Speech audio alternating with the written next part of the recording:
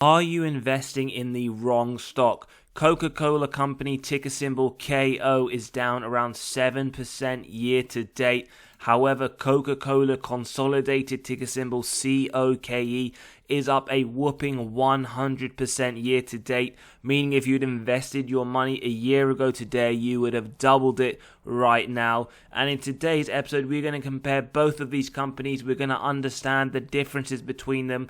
We're going to take a look at their dividend safeties, their financial metrics score, and as always, we are going to take a look at their valuation of each one, taking a look at their intrinsic values and their acceptable buy prices, which ones we believe to be a better investment over the next 10 years.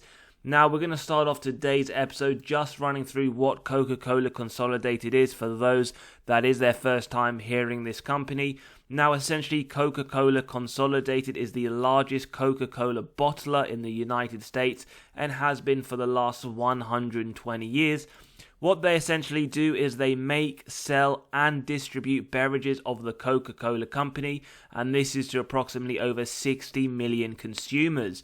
So this is it from essentially Coca-Cola Consolidated's webpage, so you can go through if you do want to take a look at more information.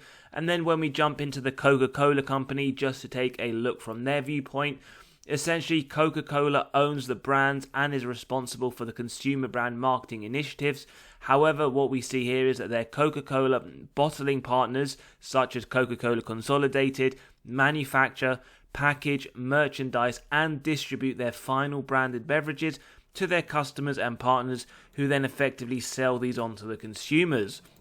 So the way that you can look at this is essentially Coca-Cola is the company, the brand of the famous beverage drinks, whereas Coca-Cola Consolidated are effectively the bottlers. So let's take a look in today's episode. Let's take a look and see which one exactly is a better investment for the future and which is a better one for the previous last 10 years. So we'll also take a look at how they have performed versus each other over the last 5 years as well as year to date. So let's start off with the Coca-Cola Company, ticker symbol KO.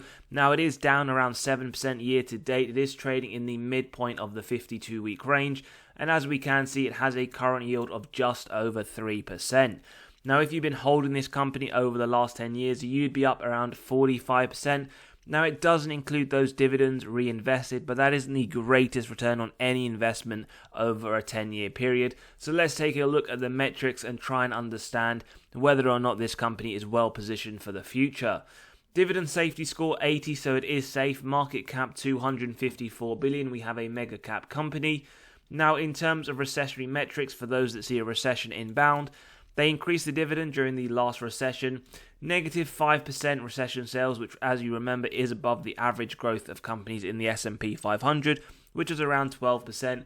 And they also outperformed the S&P 500 with a negative 31% return versus the S&P's negative 55%. Dividend growth, if you do watch this channel regularly, you know that we advocate 4% or more year on year to keep up in line with inflation at a bare minimum. So what we see from Coke, we see 4.5% this year, slightly higher than inflation, 4% over the last 5 years, last 20 years at 8%. Now, you may look at this and say that isn't that great, but if you do remember, we have had a long time where interest rates were quite low, where this would have been quite attractive as a yield, over 3% plus inflationary increases. But as we do have higher rates, which could be for longer, this may be less and less attractive to the investor. Two things to note here: they are a dividend king. They have been increasing those dividends for 50 years or more, and they have also been paying dividends for the last 103 years without a reduction, an incredible feat. Now, dividend yield theory states that the company is undervalued when the current yield sits above the 5-year average. 3.13 versus 3.06, you could argue reasonable valuation, you could argue slight undervaluation. Forward PE 21 versus 5-year average of 24, another sign of undervaluation. And when we compare it to the consumer staples, we do see that lower at 18.9. Now, as always, we do focus on the free cash flow payout, earnings susceptible to manipulation by management through accounting. It always is important just to remember. Below 60% is my personal preference. You can extend that to 70% for more mature companies, especially those in the consumer staples industry. As we can see, if you do take a quick look at 2017, 119%. If you looked at the earnings, you wouldn't bat an eyelid at 77%. What this is showing us is that in 2017, Coca-Cola paid out more in dividends than they generated in free cash flow. Now, they have done this another time the following year in 2018, but as we see from then, they have come down to around 80%. 2023 expected to be around 77%. A little too high for my liking, but as we can see, it has been fairly consistent over the more recent times. Free cash flow per share, well, 180 in 2013, 220 in 2022. It has increased. It isn't a fast-growing company. Always bear in mind the companies you are looking to invest in. Some will be fast-growing, some will be more mature, some will be cash cows. It is important just to understand, and we can see it has increased over the last 10 years. It is expected to again in 2023, but it isn't a fast grower. Sales growth, as we can see, they haven't had the greatest period from 2013 to 2018 with negative growth over this period. From then, it has been okay, 9% in 2019. COVID year minus 11% before rebounding, but we do see its top line coming down. 2023 expected 6%, and as you can see numerically, it has in fact decreased over the last 10 years, which means it isn't even keeping up in line with inflation. 47 billion in 2013, 43 in 2022. Shares outstanding, yes, they do share buybacks, returning excess cash to investor pockets. Not that consistent and not that rapid either.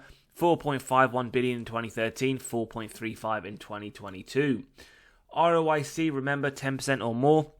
We want this to show us that management are able to effectively allocate their capital, and we can see that is very consistent. 17% in 2022, 2023 expected 18%, so that does give us faith in management and the way they are able to operate the business effectively.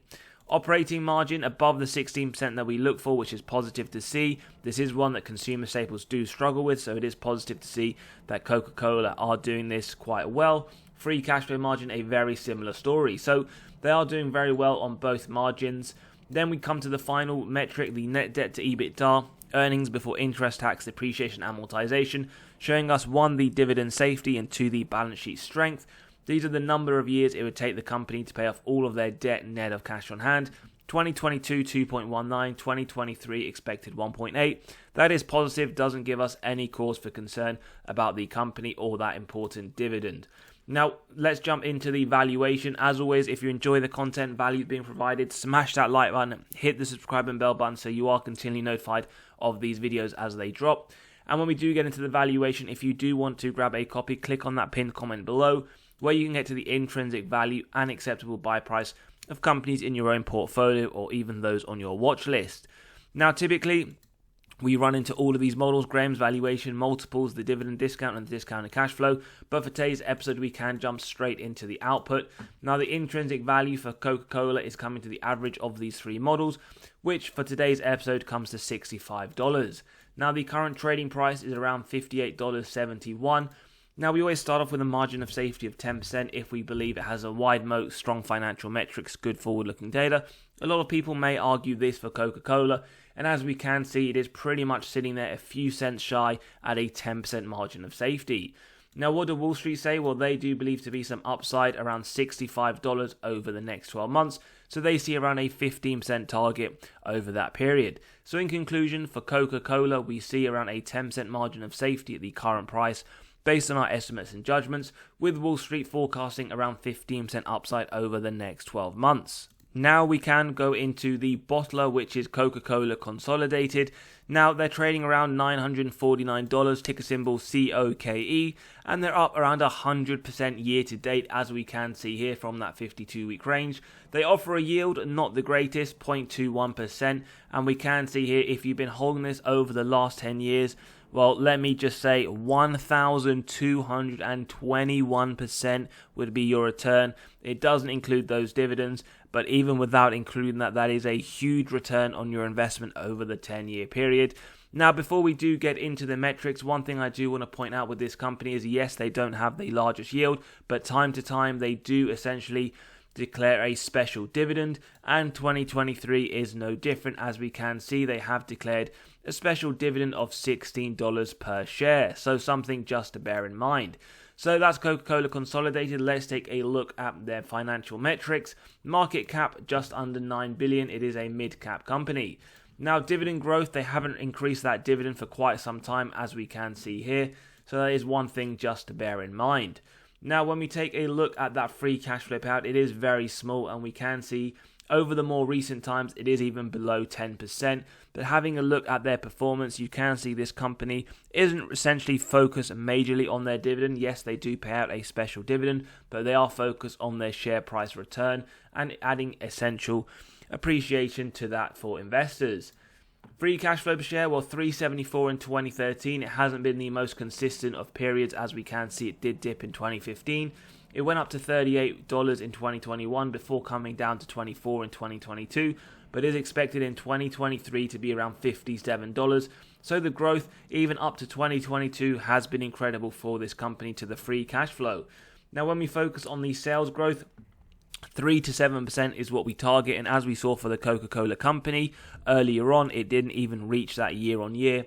What we can see for Coca-Cola Consolidated, nearly double-digit increases to their top line every single year. 2021, 2022, 11%, 2023 expected 9%. Now, numerically, what we can see here is that it has increased around 4 times their top line over the last 10 years.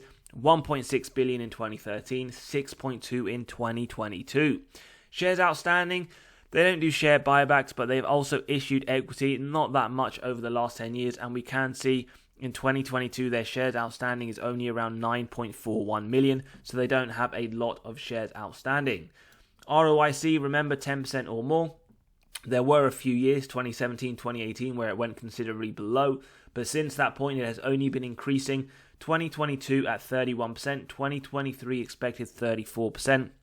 Very positive in terms of management and their way to effectively operate the business. Operating margin would be a cause for concern in my opinion. It would be something that you should keep an eye on. But to be fair, from 2018's 1%, which was alarmingly low, they have managed to pick that up. 10% in 2022, 12% in 2023, and I would like them to set that as a minimum moving forwards. So if I was to invest in this company, this would be one metric that I would keep a close eye on. Free cash flow margin, inconsistent, similar to the operating margin.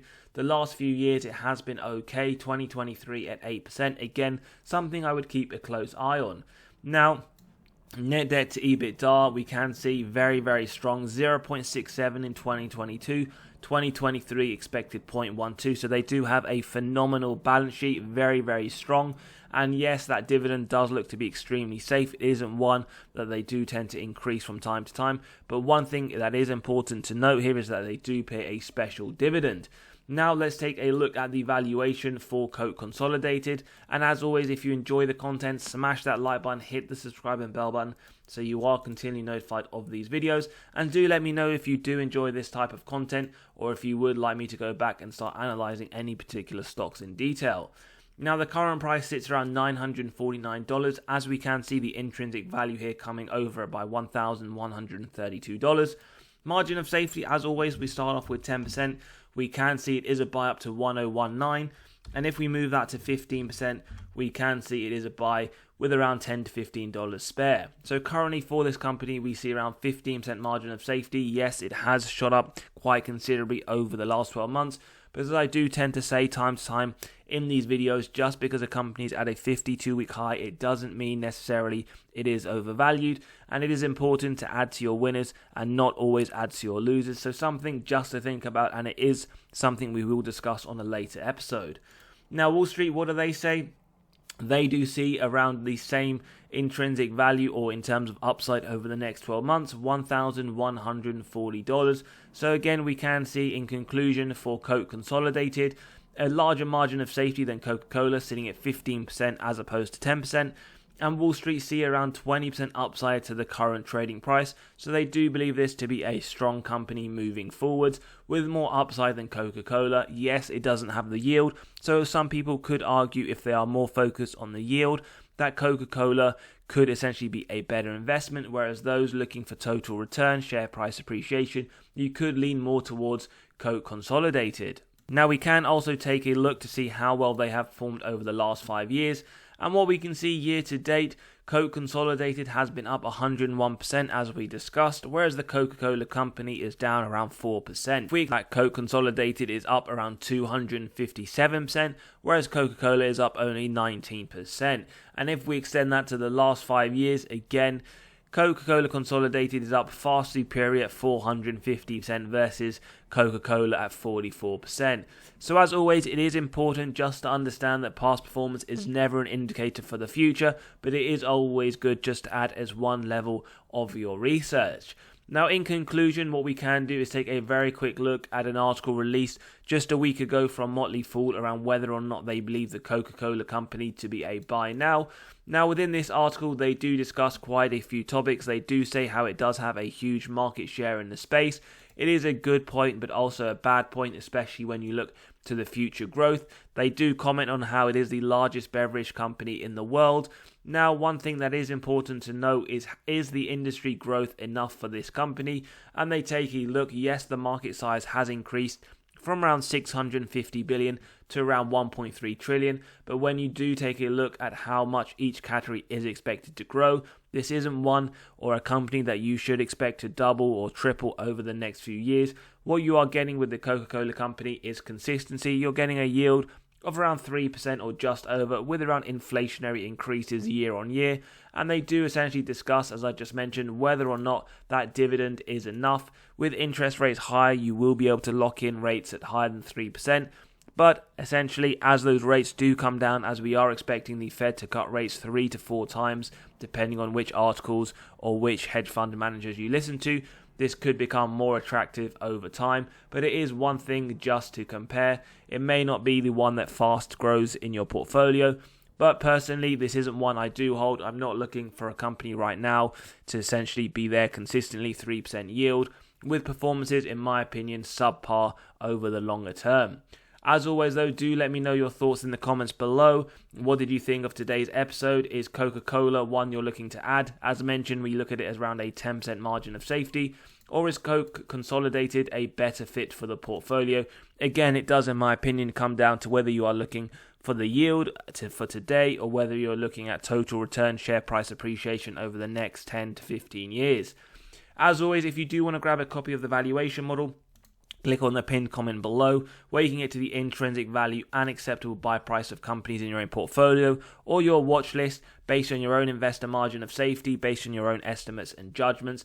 Don't forget to smash that like button, hit the subscribe and bell button so you are continually notified of these videos as they drop, and do let me know your thoughts on the episode today. As always, have a great day and catch you on the next episode.